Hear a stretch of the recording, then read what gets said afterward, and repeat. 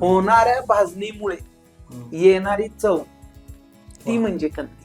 साधारण बघितलं तुम्ही तर पहिल्यांदा दूध, बरोबर, दूध 1 लिटर घेतलं त्याचं अर्धा लिटर झालं ती जी होती बासुंदी. बरं, हे एक प्रमाण आहे सांगा ना, घरात इंटरेस्टिंग सांगितलं. आहे, सांगा ना. त्याच्यानंतर जी होती ती रबडी, हम्म. ते कधी साखर घातल्यानंतर. हम्म. आता ह्याच्या रबडी नंतर होती मलाई बर्फी, ओके.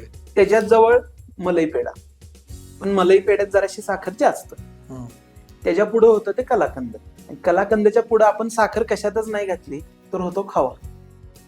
हे दुधाचे प्रत्येक स्टेजला एक आलेले पदार्थ असतात की त्याची भाजणी, त्याची रवाळ टेक्स्चर ते त्या ठिकाणी आलं की ते तिथनं काढायचं. कम्पॅरेटिव्ह इतर जिल्ह्यांच्या ह्याच्यापेक्षा थोडस साखरेचं प्रमाण हे कमीच असतं, कारण सवय कंदी पेढ्याची.